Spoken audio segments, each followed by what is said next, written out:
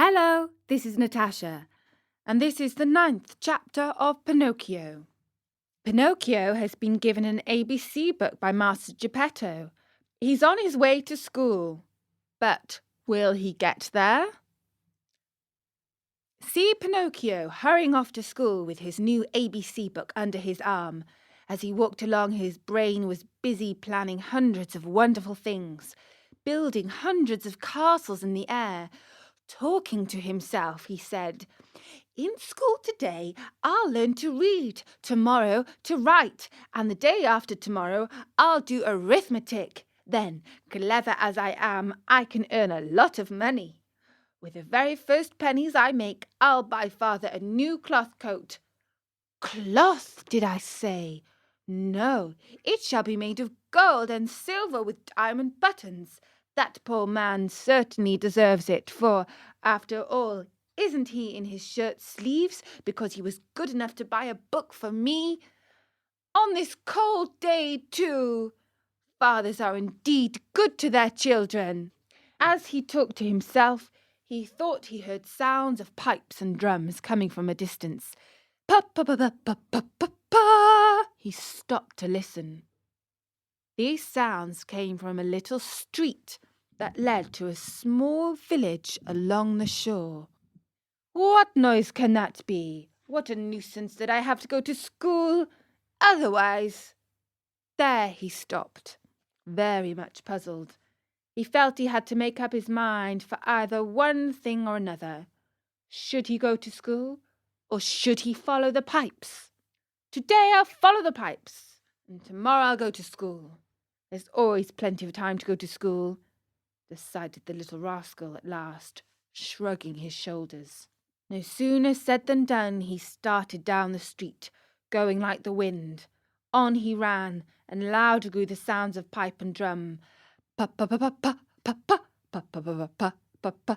Suddenly he found himself in a large square, full of people standing around in front of a little wooden building, painted in brilliant colours. "What is that house?" Pinocchio asked a little boy near him. "Read the sign and you'll know." "I like to read, but somehow I can't today." "Oh, really? Then I'll read it to you.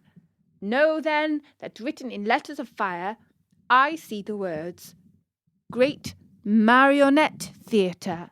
When did the show start?" "It is starting now." "And how much does one pay to get in?" 4 pennies. Pinocchio, who was wild with curiosity to know what was going on inside, lost all his pride and said to the boy shamelessly, "Will you give me 4 pennies until tomorrow?" "I'd give them to you gladly," answered the other, poking fun at him. "But just now I can't give them to you. For the pride of 4 pennies I'll sell you my coat." "If it rains, what shall I do with a coat of flowered paper? I could not take it off again." "Do you want to buy my shoes? They are only good enough to light a fire with." "What about my hat?" "Fine bargain indeed. A cap of dough. The mice might come and eat it from my head." Pinocchio was almost in tears. He was just about to make one last offer, but he lacked the courage to do so. He hesitated. He wondered. He could not make up his mind. At last he said, "Will you give me 4 pennies for the book?" "I am a boy, and I buy nothing from boys," said the little fellow with more common sense than the marionette. "I'll give you 4 pennies for your ABC book," said a rag picker who stood by. Then and there the book changed hands.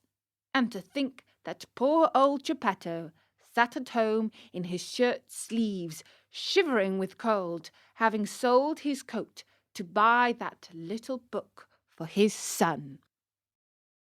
So impulsive Pinocchio has sold his master's book so he can go to the puppet theatre. Let's hope it's a good show. Find out in the next story at storynori.com.